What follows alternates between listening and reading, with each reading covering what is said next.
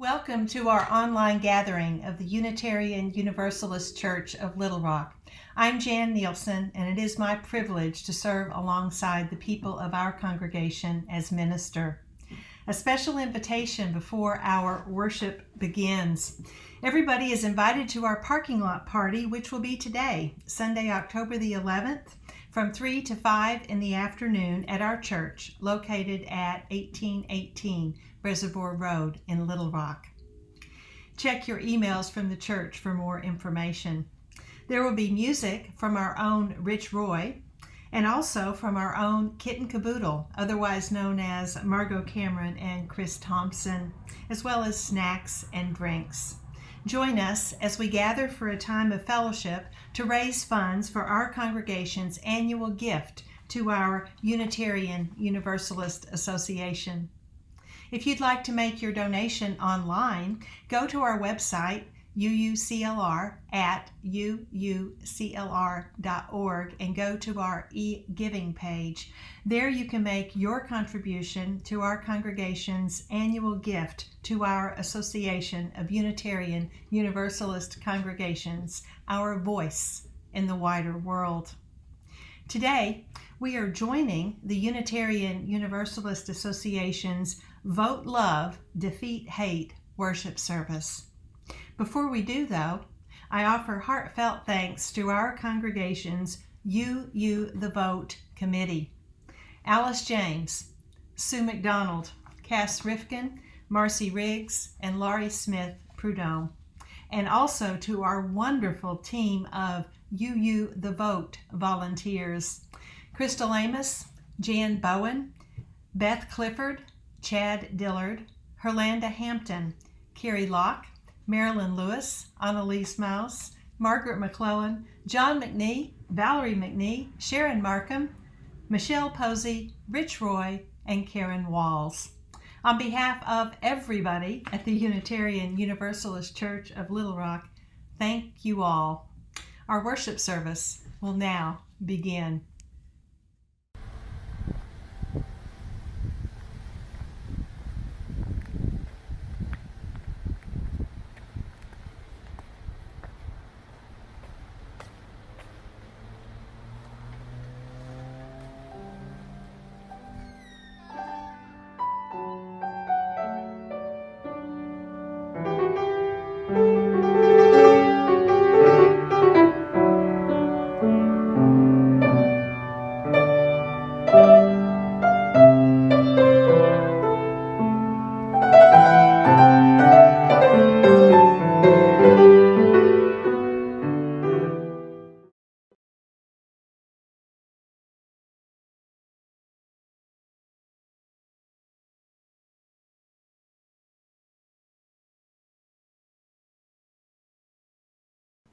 I got trained as a community organizer with Californians for Justice. And there we believed that people of color, immigrants, poor folks, queer folks, disabled folks, and young people are the majority. And if we organized our communities to vote, we could shift power to reflect our values and interests and needs for racial justice and economic justice and more. And now, as a field organizer with UU the Vote in Pennsylvania, I still believe this strategy, that voting can be a means to a power shift. It's not the only strategy, but it is one worthwhile strategy among many. So welcome to my field. Here with my reading glasses and my large screen, instead of my sunglasses and walking shoes for door knocking. The organizing field of pandemic times, where we gather in Zoom rooms large and small to reach thousands upon thousands of voters and potential voters. Just before recording this, 20 of us from Pennsylvania, Maryland, Washington, D.C., my own Connecticut, and Massachusetts gathered in a Zoom room with our partners at CASA, a group organizing to build power in immigrant and working class communities in central Pennsylvania. In 2 hours, we sent over 60,000 texts to urge folks to check and update their voter registration or to get registered. We texted with people who had lost their jobs and apartments due to the pandemic, and we connected them with community resources. We texted with someone who is homeless and helped them get the information they need to be able to register to vote. We texted with lots of folks who weren't sure if their registration was up to date and helped them check their status. We know that over 90 of them followed up to register. And we texted with some people who said they follow God's law and their faith tells them not to participate in voting. Dear ones, our faith says that the here and now matters. That we live our faith not for the possibility of heaven when we die, but to create heaven here on earth. What we do, what you do, matters. And so we work. We you the vote. We text the vote, we postcard the vote, we phone bank the vote. We use the tools at hand, spiritual, technological, relational, to connect with people around our values. If you haven't considered calling voters yet, please step out of your comfort zone and try it. Join us in this sacred connection and faithful work. There is so much to do and so little time before the election. And there is so much to do after the election, because we are in this not to elect a particular person, but to shift power to reflect our faith, our values, so that we can keep organizing for a world where every person is loved, sheltered, valued, and has what they need to thrive. A single honeybee makes just 1/12 of a teaspoon of honey in its lifetime. It takes 70 honeybees just to make my morning tea. Like honeybees, it is up to each of us to do our part. Let us be honeybees. I ask you to do your 1/12 of a teaspoon. Perhaps 2 hours or 10 hours of work. Together it adds up to a whole lot of honey. I invite you to come join us in the virtual field. Make your small bit of honey so that together we as Unitarian Universalists can make gallons and gallons of impact.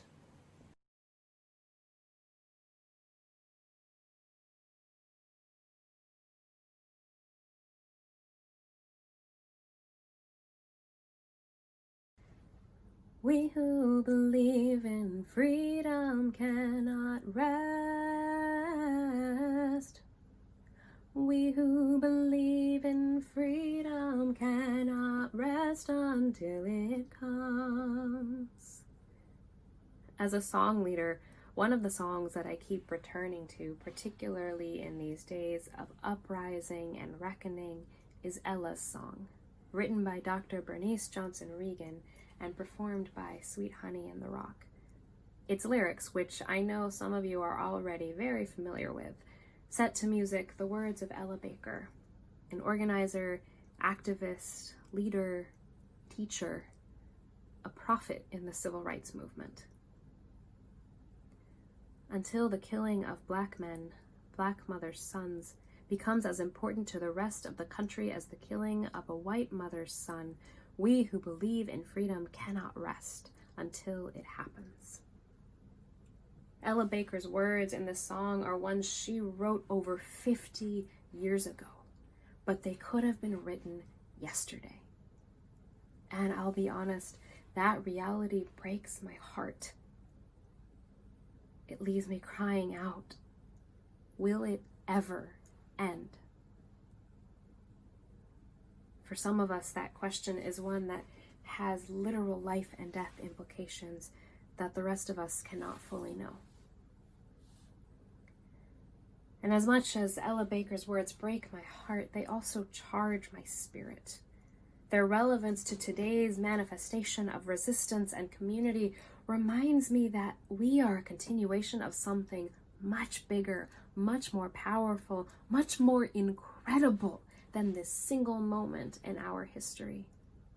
Our struggles to affirm the humanity and basic rights of Black and brown lives in this country and world, they did not begin with us, and they will not end with us.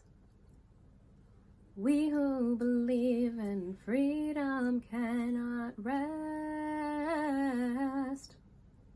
We who believe in freedom cannot rest until it comes. Now, I admit it took me several years of singing these words to realize that Ella Baker probably wasn't telling me, Renwadiat Mustafa Taha Hamami, personally to never rest. No. In fact, none of us as individuals should be asked or expected to never rest. But all of us who believe in freedom, as a collective, as a community, we cannot rest. Ella's song, Ella's words are a charge for all of us together as a movement to never rest. We cannot stop fighting, we cannot stop creating, we cannot rest until freedom in its truest and most universal form exists in our world. Our faith as Unitarian Universalists who don't all agree on what happens after this life can all believe that what happens in this life matters so deeply that we have been called heretics, broken unjust laws, and probably gotten ourselves on more than one government list to make it known that we will not rest until freedom for every last one of us comes.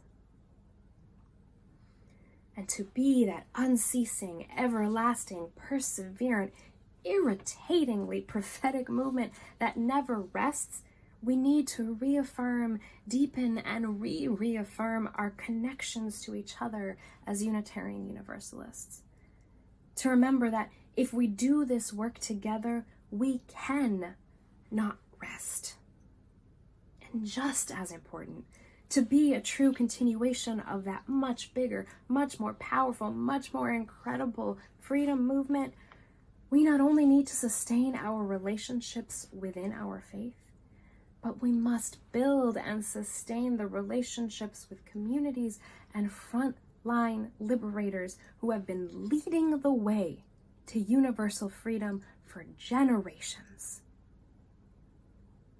We who believe in freedom cannot rest and cannot rest when we act as a truly interdependent collective.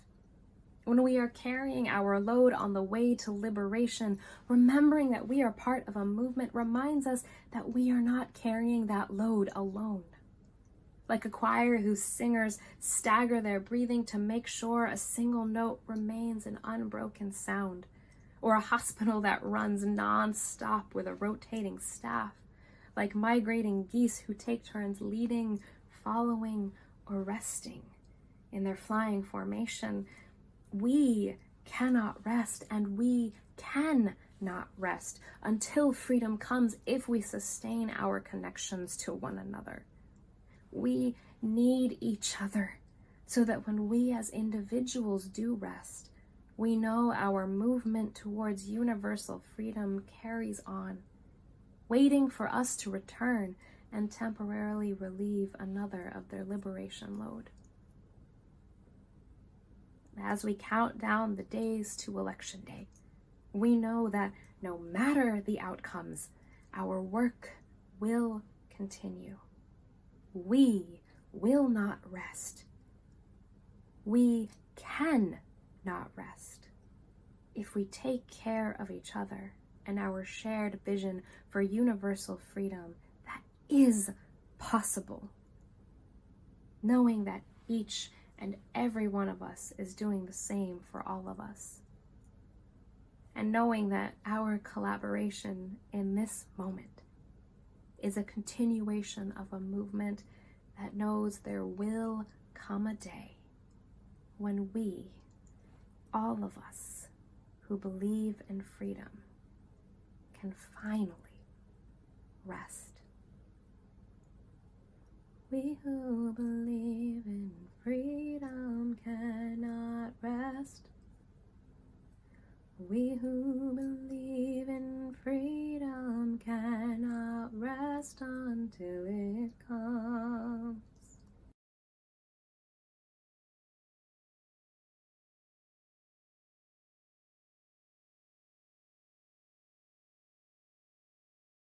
The Arkansas Community Institute is a 501c3 organization. It is a membership organization of low-income folks.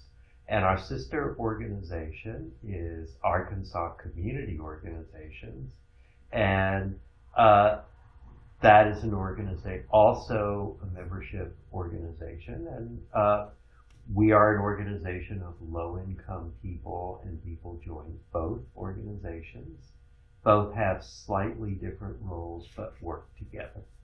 The mission of the two organizations is to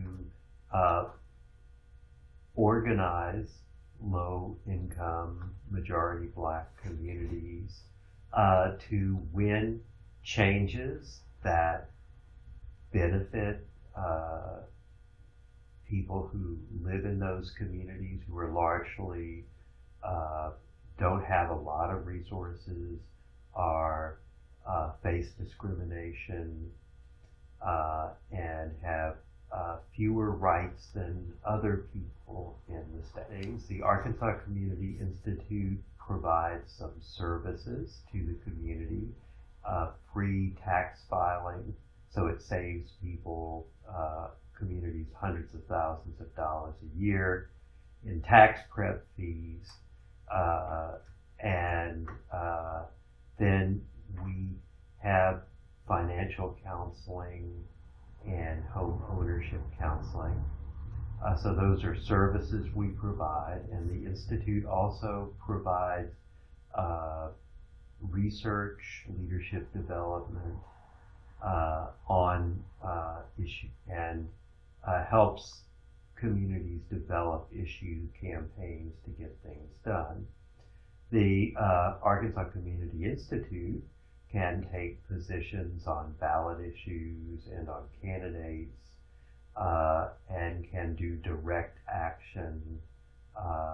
Some of our members have gone to DC and to protect their health care, and committed and did civil disobedience to show how serious they were about that.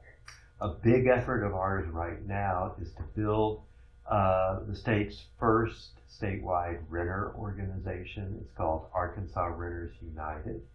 And we have a closed Facebook group with about almost 770 members now.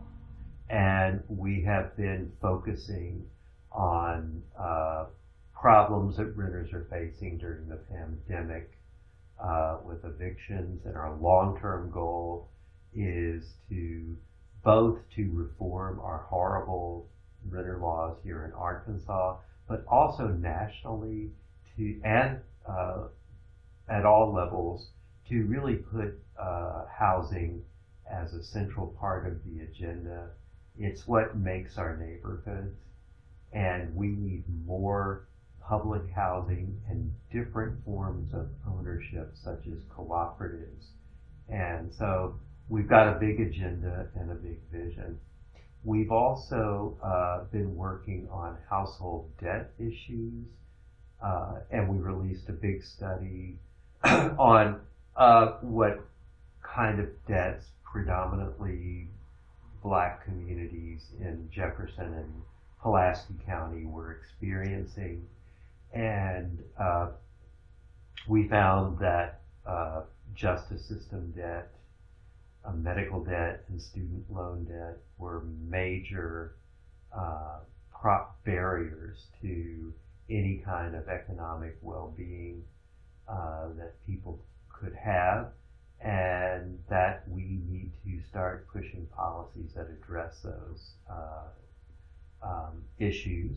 And we've also worked a lot on expanding access to health care, and then just very local issues that our members bring up. We develop campaigns to get streets fixed and communities cleaned up. We, of course, need more people to join, and so that's going to be a big push over the next few months.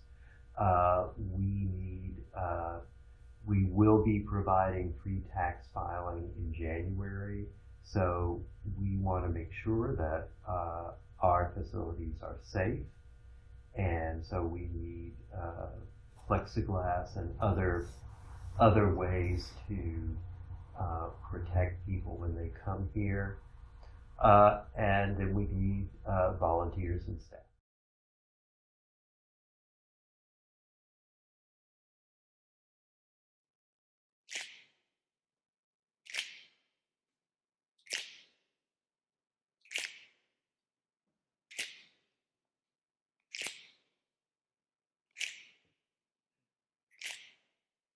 We shall be known by the company we keep, by the ones who circle round to tend these vibes.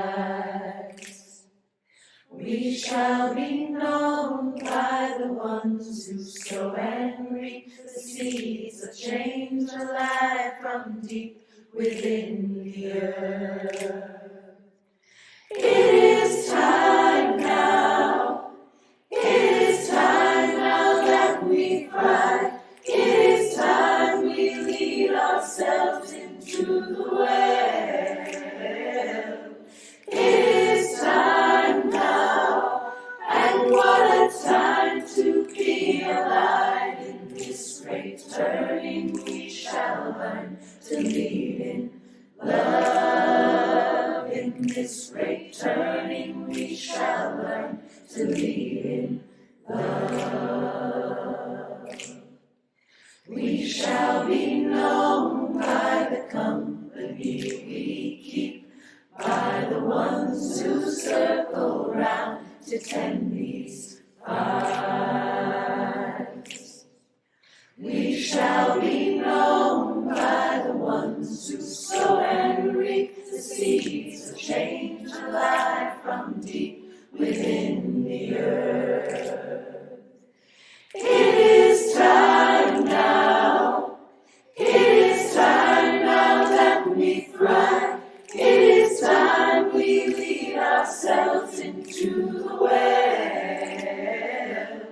It is time now, and what a time to be alive. In this great turning we shall learn to lead in love. In this great turning we shall learn to lead in love. In this great turning we shall learn to lead in love. In this great turning we shall learn to lead in love.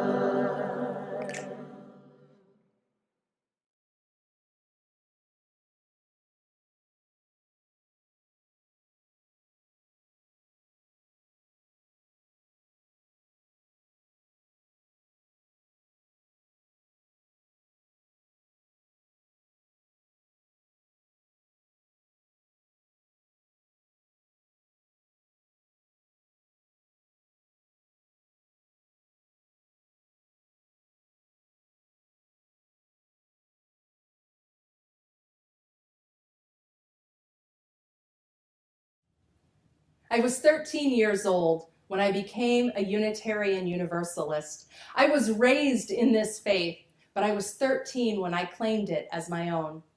It was a Sunday afternoon, and I was waiting for my parents to finish their committee meetings after service. All the other kids had left, and I was bored. I wandered into the visitor's corner, and a little red wallet card caught my eye. It said in bold letters on the front, "What do Unitarian Universalists believe?" My 13-year-old self wondered, what do Unitarian Universalists believe? As I read the 10 statements written by the Reverend David O. Rankin, in my heart, in my soul, as I read those words, I said, yes, this is what I believe. One phrase in particular planted itself in me like the deepest truth, and I never forgot it. We believe in the motive force of love. It was in that moment when I knew that this was my religion. I start with this story to ground the work of UU the Vote in our theology, which is its foundation and its inspiration. This year marks the 250th anniversary of what we celebrate as the beginning of Universalism in the United States. It was on September 30th, 1770, that Universalist John Murray preached his first sermon on this continent. And the truth that I read in that little red wallet card, the truth I've never forgotten, is the message of Universalism. 250 years ago, in the context of religious notions of God rooted in punishment, damnation, and the division of humanity between worthy and unworthy, saved and damned, the idea of universal salvation, that God's love is unconditional, that no one is cast out, and that salvation is not individual but collective, was radical and liberating. Universalism proclaimed that humanity was bound together in a common destiny, and that love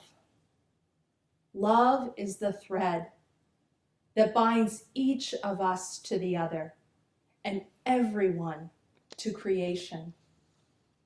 Universalists believed that God is love. They also believed in hell. They just believed that it existed here and now on the earth. The great Universalist preacher Hosea Ballou was clear about how politicians and those in power used fear, stoked fear, to protect their greed and corruption and self-interest, and he knew the suffering that resulted from that. Rather than speak of theology in terms of speculative notions of God, Ballou spoke of it in terms of human experience here and now and our relationships to each other.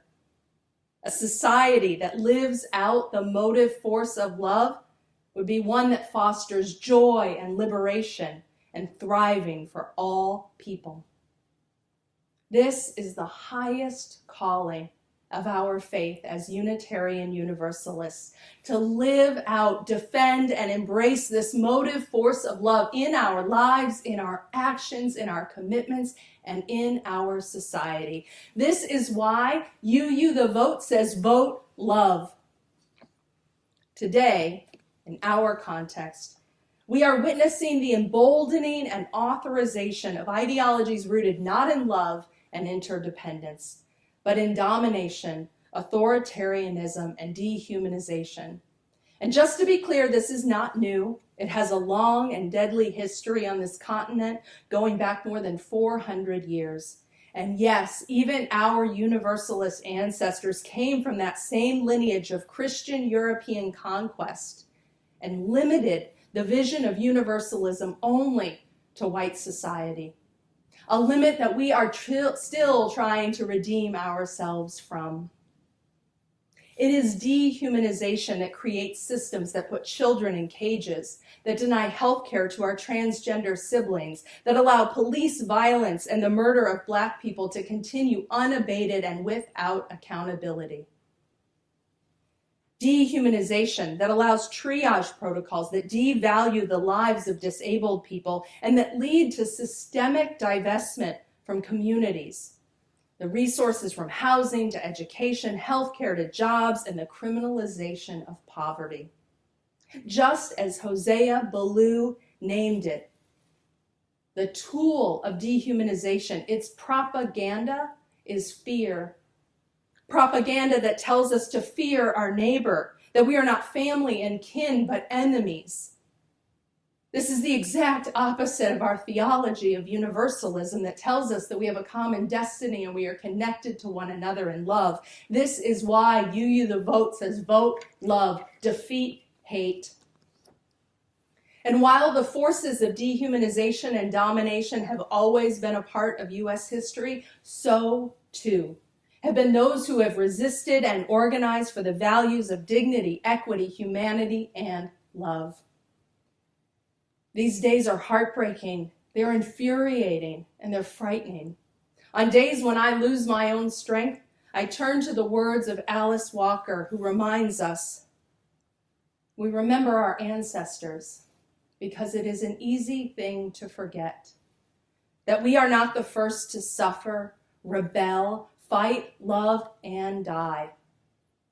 The grace with which we embrace life in spite of the pain and the sorrow is always a measure of what has gone before us. We remember our ancestors, theological, familial, and in movement. We remember Francis, Ellen Watkins Harper, Hosea Ballou, John Brown, Sitting Bull, Ida B. Wells, Dr. King, Anne Braden, and so many more whose names history does not remember. Those who struggled and risked and fought and loved for the principles of justice, equity, liberty. This is why in You the Vote, we say vote love, we say defeat hate, because, dear ones, we are on a precipice. Every single one of our most deeply held values is on the line right now. The current powers in government are showing in everything they do that the inherent worth and dignity of so many immigrants, Black people, disabled folks, trans and queer people does not matter to them. Human agency, interdependence, the democratic process are being disrupted and defiled daily. It is a radical act of faith to not only continue to believe in all of our cherished principles, but to demand them by speaking out, taking risks, organizing, leveraging our resources, and building networks of solidarity and power to protect one another and these values. We are on a precipice, and our actions right now will affect whether we have a chance to continue to bring our bold values forward, to rebuild, expand, and strengthen our democracy, to confront police violence, to upend racial inequity, to change divestment from communities, and make moves to protect the climate. Now is the time to draw on the grace, the courage, and the strength of all those who went before, to widen our comfort zones, and to do all we can to vote, love, and defeat hate. If you haven't taken any form of action yet, sign up for a shift with You the Vote. I can tell you that it's fun. And if you've written postcards to voters, but you feel nervous about phone banking, do it with your fellow UUs. And if you've been all in with You the Vote from the beginning, keep it up and start planning for how you will show up and organize after November 3rd. Because democracy will not be restored in one election. It's been under systemic attack for decades, and justice will not roll down like waters in one election. Voting matters. It's absolutely critical, but it is not the end. It is just one piece of the long haul work of organizing for a future where all are free and where all can thrive. Will you show up in the streets, set up to contribute to a bail or legal assistance fund, open your church building to protesters needing refuge from state repression, tap into your own endowment or discretionary funds to make sure that grassroots organizers have the funds they need for their work? There is so much to do. And our faith calls us to love more radically, to give more generously, to believe more fervently that another world is possible, and be willing to be all in for that future. As you've heard me say many times before, this is no time for a casual faith, no time for a casual commitment to what you hold most dear. And this is no time to go it alone. Friends, we are in this work together. I invite you to be deeper in this work of You the Vote with us. May we remember that we are held by love always. May we remember that we are held by and with one another. And may we all together be all in today, tomorrow, next month, and next year for justice, for love, for democracy, and for a future that is free and thriving for all people. May it be so.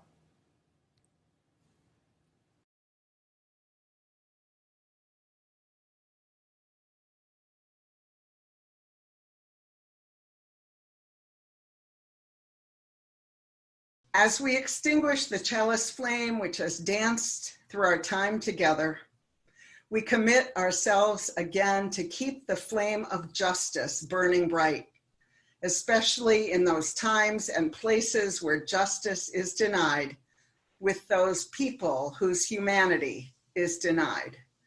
And never will we extinguish the flame that burns in our communities, the flame of love, the flame that burns in our hearts, our minds, our spirits, and our bodies, the flame that burns in our care for one another in our communities. Friends, I offer you these words from the Reverend Darcy Roque. There is too much hardship in this world to not find joy every day.